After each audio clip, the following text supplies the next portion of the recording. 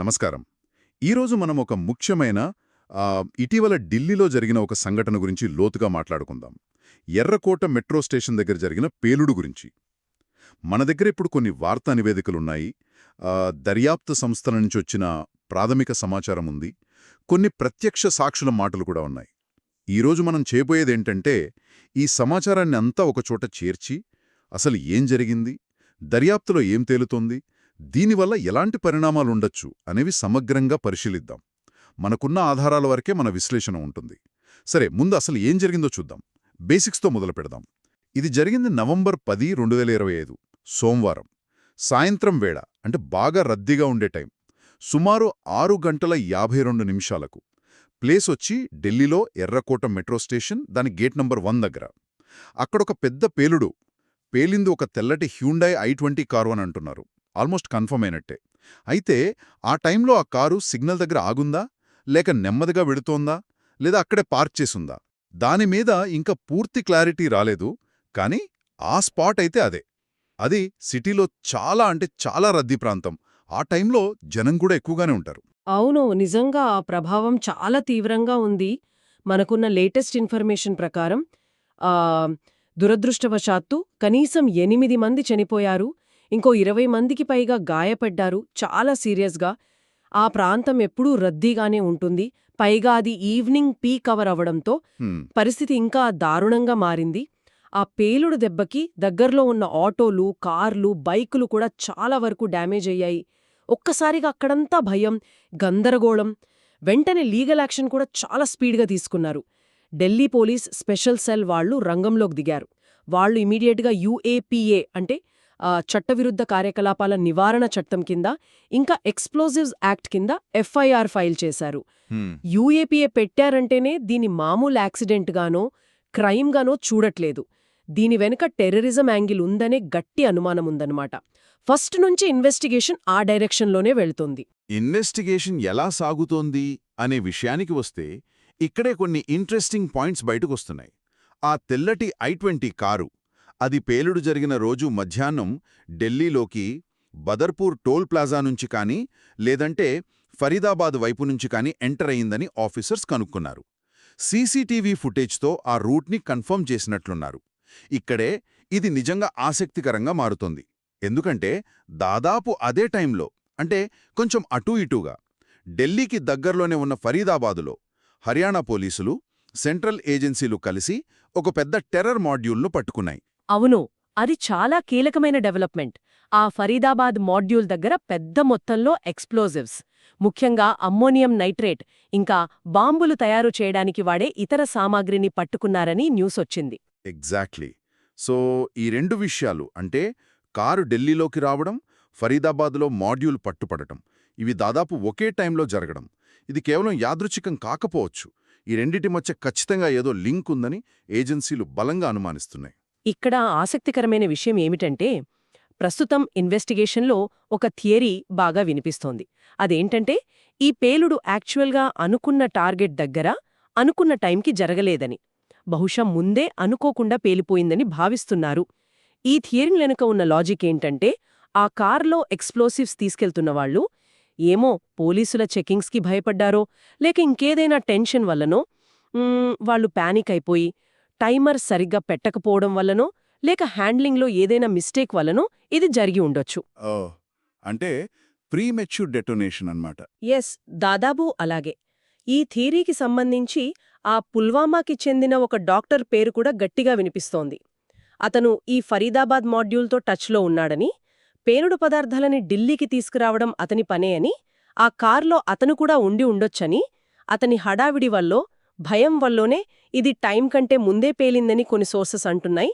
అయితే ఇది గుర్తుపెట్టుకోవాలి, ఇది ప్రస్తుతానికి ఒక ప్రధాన అనుమానం మాత్రమే. దీనిమీద ఇంకా అఫీషియల్ కన్ఫర్మేషన్ ఏమీ లేదు.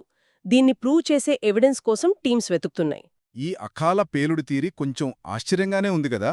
అంటే అంత సెన్సిటివ్ ప్లేస్లో, అంత పెద్ద ఎక్స్ప్లోజివ్స్తో నిజంగా ఇది అనుకోకుండా జరిగి ఉంటుందని ఎంతవరకు నమ్మకం ఉంది ఏజెన్సీలకి? దీనికి ఆపోజిట్గా ఏమైనా ఉన్నాయా ఆధారాలు మనకున్న ఇన్ఫర్మేషన్లో? ఫర్ ఎగ్జాంపుల్, పేలుడు జరిగిన తీరు అది దీన్ని సపోర్ట్ చేస్తుందా? మంచి ప్రశ్న అడిగారు. ఈ థియరీ ఎందుకు బలంగా వినిపిస్తోందంటే కొన్ని కారణాలున్నాయి. ఒకటి, కొన్ని ప్రాథమిక ఫోరెన్సిక్ రిపోర్ట్స్, స్పాట్స్ అబ్జర్వేషన్స్ బట్టి. పేలుడు జరిగిన చోట పెద్ద గొయ్యి అంటే క్రేటర్ లాంటిది ఏర్పడలేదని కొన్ని న్యూస్ రిపోర్ట్స్ చెప్తున్నాయి. సాధారణంగా పవర్ఫుల్ బ్లాస్ట్ జరిగితే, ముఖ్యంగా నేలమీదో వెహికల్లోనో జరిగితే అక్కడ ఒక క్లియర్ మార్క్, ఒక గొయ్యి లాంటిది ఉంటుంది. అలా జరగకపోవడం బహుశా పేలుడు పక్కా ప్లానింగ్తో కాకుండా హడావుడిగా సరిగ్గా చేయలేదనడానికి ఒక ఇండికేషన్ కావచ్చు. ఇది కారు కదులుతున్నప్పుడు జరిగిందా లేక ఆగి ఉన్నప్పుడు జరిగిందా అనే దాన్ని బట్టి కూడా ఉంటుందా ఇంపాక్ట్. దీనిమీద కూడా ఇంకా పూర్తి క్లారిటీ లేదు. ఫోరెన్సిక్ ఎనాలిసిస్ నడుస్తోంది. సో కేవలం గొయ్యి లేదు కాబట్టి ఇది ఖచ్చితంగా అనుకోకుండా జరిగిందని చెప్పలేం. కానీ ఆ వైపు ఆలోచించడానికి ఇదొక కారణమనమాట. సరే, దీన్ని విడదీద్దాం. ఈ సంఘటన జరిగిన ప్లేస్ అంటే ఎర్రకోట ఏరియా, దీనికెందుకంత ఇంపార్టెన్స్? అది కేవలం టూరిస్టు స్పాటేనా లేక ఇంకేమైనా ఉందా? ఆ ఎర్రకోట కేవలం ఒక టూరిస్ట్ స్పాట్ కాదు కదా, అది మన దేశ సార్వభౌమత్వానికి, స్వాతంత్ర్యానికి ఒక సింబల్. ప్రతి ఏటా ఇండిపెండెన్స్ డే సెలబ్రేషన్స్ అక్కడే కదా జరిగేది. ప్రైమ్ మినిస్టర్ ఫ్లాగ్ హోస్టింగ్ చేసేది.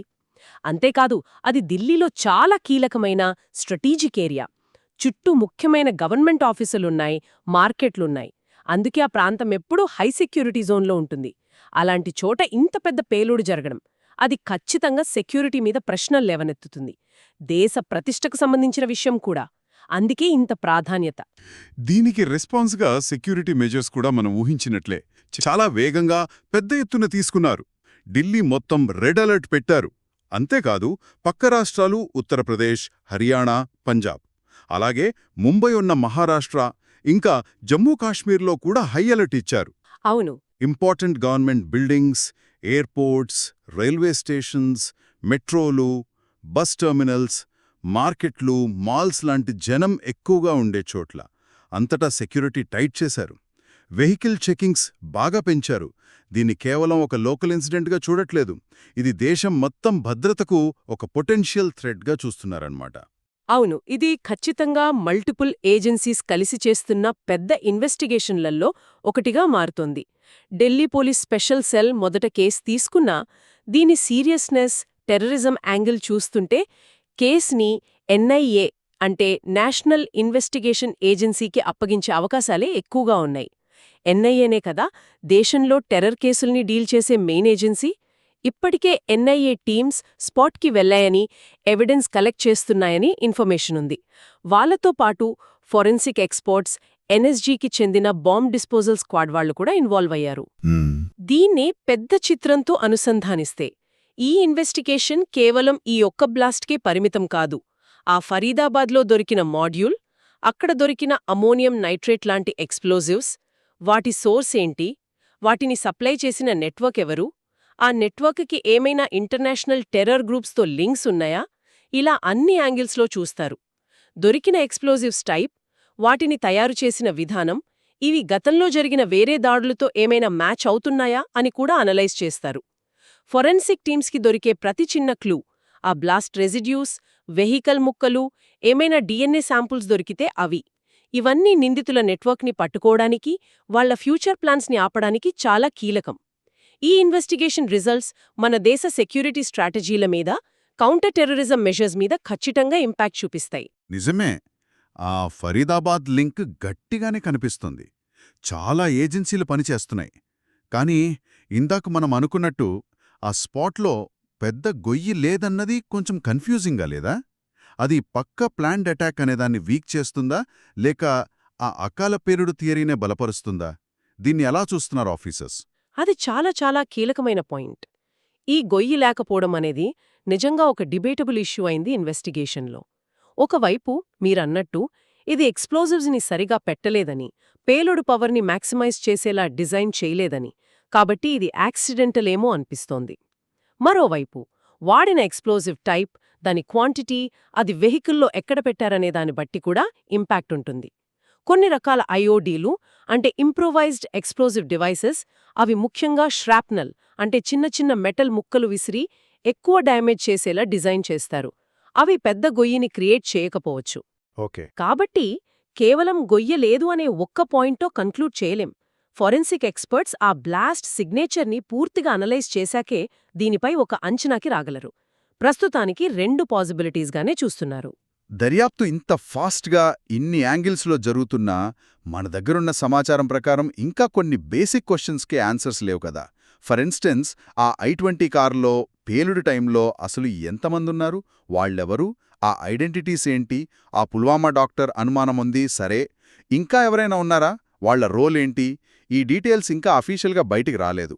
అలాగే ఇందాక మనం అనుకున్నట్టే ఇది ఇంటెన్షనల్గా ఎర్రకోట మెట్రో స్టేషన్ని టార్గెట్ చేశారా, లేక ఆ ఏరియాలో ఇంకేదైనా స్పెసిఫిక్ టార్గెట్ ఉందా, లేదా ఈ ఎక్స్ప్లోజివ్స్ని ఢిల్లీ లోపలికి ఇంకేదైనా చోటికి తీసుకెళ్తుండగా మధ్యలో యాక్సిడెంట్ జరిగిందా, ఈ క్వశ్చన్కి ఆన్సర్ దొరికితే గానీ అసలు మోటివేంటో అర్థం కాదు. ఇది ఒక ముఖ్యమైన ప్రశ్నను లేవనెత్తుతోంది.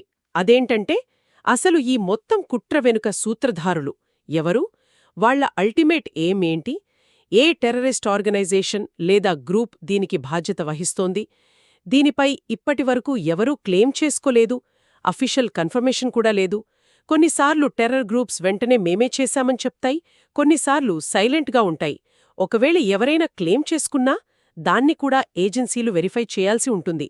కాబట్టి ఈ మెయిన్ క్వశ్చన్స్కి ఆన్సర్స్ రావాలంటే ఇన్వెస్టిగేషన్ పూర్తిగా అయ్యి అన్ని లింక్స్ బయటపడాలి. దానికింకా టైం పడుతోంది. ప్రస్తుతమున్న క్లూస్తో అనుమానితుల్ని ప్రశ్నించడం, నెట్వర్క్ని ట్రేస్ చేయడంపైనే ఫోకస్ ఉంది. ఇంత టెన్షన్ వాతావరణం, ఇన్వెస్టిగేషన్ హడావిడి మధ్య పబ్లిక్గా మనం గుర్తుంచుకోవాల్సినవి, కొంచెం జాగ్రత్తగా ఉండాల్సిన విషయాలు కూడా ఉన్నాయి. మనకు అందిన సమాచారంలో కొన్ని సలహాలు కూడా ఇచ్చారు. ముఖ్యంగా పబ్లిక్ ప్లేసుల్లో, రద్దీగా ఉండే చోట్ల ఎవరూ పట్టించుకోకుండా వదిలేసిన బ్యాగులు, ప్యాకేజీలు కనిపిస్తే, లేదా ఎక్కువసేపు ఓనర్ లేకుండా పార్క్ చేసి ఉన్న వెహికల్స్ డౌట్గా అనిపిస్తే వెంటనే పోలీసులకు గానీ హెల్ప్లైన్ నంబర్లకు గానీ చెప్పడం చాలా ఇంపార్టెంట్. కరెక్ట్. అలాగే ఎవరైనా మనుషులు కొంచెం తేడాగా బిహేవ్ చేస్తున్నట్టు అనిపించినా, అంటే అనవసరంగా అక్కడే తిరుగుతూ చుట్టూ మరీ ఎక్కువగా గమనిస్తూ వాళ్ల ప్రవర్తన కొంచెం అనుమానంగా ఉన్నా దాన్ని లైట్ తీసుకోకుండా అధికారుల దృష్టికి తీసుకెళ్లడం మన బాధ్యత. ముఖ్యంగా ఎర్రకోట లాంటి సెన్సిటివ్ ఏరియాలు, మెట్రో స్టేషన్లు, రైల్వే స్టేషన్లు, మార్కెట్ల దగ్గర ఇంకాస్త అలర్ట్గా ఉండాలి. అలర్ట్నెస్తో పాటు అఫీషియల్ ఇన్ఫర్మేషన్ మీదే డిపెండ్ అవ్వడం కూడా అంతే ఇంపార్టెంట్. ఇలాంటివి జరిగినప్పుడు జనాల్లో సహజంగానే భయం, టెన్షన్ ఉంటాయి. దీన్నే అడ్వాంటేజ్గా తీసుకుని సోషల్ మీడియాలో, వాట్సాప్ గ్రూపుల్లో రకరకాల రూమర్స్, ఫేక్ న్యూస్, పాత ఇన్సిడెంట్స్ ఫోటోలు, వీడియోలని ఇప్పటివి అని చెప్పి సర్క్యులేట్ చేస్తూ ఉంటారు. ఇది చాలా డేంజరస్. ఇది అనవసరంగా పానిక్ క్రియేట్ చేస్తుంది, కొన్నిసార్లు ఇన్వెస్టిగేషన్కి కూడా అడ్డంకి అవుతుంది. అవును, ఆ ఫేక్ న్యూస్ ప్రాబ్లం పెద్దది. ఇప్పటికే కొన్ని ఫ్యాక్ట్ చెకింగ్ వెబ్సైట్స్ ఈ ఢిల్లీ బ్లాస్ట్కి సంబంధించి కొన్ని తప్పుడు ఫోటోలు, వీడియోలు సర్క్యులేట్ అవుతున్నాయని కన్ఫర్మ్ చేసి అవి ఫేక్ అని చెప్పాయి. కాబట్టి ఏదైనా న్యూస్ని నమ్మే ముందు, షేర్ చేసే ముందు అది అఫీషియల్ సోర్స్ నుంచి వచ్చిందా లేదా అని చెక్ చేసుకోవడం మస్ట్. అలాగే పోలీసులు కానీ, లోకల్ అథారిటీస్ కానీ ఏమైనా ట్రాఫిక్ రెస్ట్రిక్షన్స్ పెట్టినా, అడ్వైజరీస్ ఇచ్చినా వాటిని ఫాలో అవ్వాలి. అది మన సేఫ్టీకి, ఇన్వెస్టిగేషన్కి కూడా హెల్ప్ అవుతుంది. దీని అర్థం ఏంటి? సరే, మనం ఇప్పటిదాకా చూసిన సమాచారం బట్టి చూస్తే ఇది ఢిల్లీ నడిముడ్డున ఒక హై ప్రొఫైల్, సెన్సిటివ్, హిస్టారికల్ ప్లేస్లో జరిగిన చాలా సీరియస్ ఇన్సిడెంట్. దీని వెనుక టెర్రరిజం యాంగిల్ ఉందనే గట్టి అనుమానాలతో మల్టిపుల్ ఏజెన్సీస్ ఇన్వెస్టిగేట్ చేస్తున్నాయి. ఆ Faridabad module, Pulwama doctor link, premature detonation theory, ఇలా కొన్ని స్పెసిఫిక్ లీడ్స్, అనుమానాలు ఉన్నాయి. అయినా సరే ఆ కార్లో ఎవరున్నారు, అసలు సూత్రధారులెవరు, వాళ్ళ మోటివ్ ఏంటి లాంటి చాలా కీలకమైన ప్రశ్నలకి ఇంకా సమాధానాలు రావాల్సిందే. పూర్తి పిక్చర్ క్లియర్ అవ్వడానికి ఇంకా టైం పట్టేలాగే ఉంది. ఈ చర్చను ముగించే ముందు శ్రోతలు ఆలోచించడానికి ఒక చిన్న పాయింట్ వదిలి వెళ్దాం. మనకు దొరికిన సమాచారం ఇంకా ఇన్కంప్లీట్గానే ఉన్నా కూడా ఇలాంటి సంఘటనలు, అంటే అవి టెర్రర్ అటాక్స్ అయినా, యాక్సిడెంట్స్ అయినా, మన సిటీస్లో సెక్యూరిటీ ఎన్వైరన్మెంట్ మీద, జనాల మైండ్ సెట్ మీద ఎలాంటి లాంగ్ టర్మ్ ఇంపాక్ట్ చూపిస్తాయి. సెక్యూరిటీ పెరిగినప్పుడు మన డైలీ లైఫ్లో మనం ఫీల్ అయ్యే ఫ్రీడమ్కి, మనకు కావాల్సిన సేఫ్టీకి మధ్య ఉండే ఆ డెలికేట్ బ్యాలెన్స్ గురించి ఒక సొసైటీగా మనం ఎలా ఆలోచిస్తాం? ఇలాంటి సంఘటనల తర్వాత ఆ నార్మల్సీ అనే కాన్సెప్ట్ ఎలా మారిపోతుంది? ఇది ఈరోజు మనం అనలైజ్ చేసిన ఫ్యాక్ట్స్ నుంచి వచ్చిన క్వశ్చన్. దీని గురించి ఆలోచించడం అవసరం.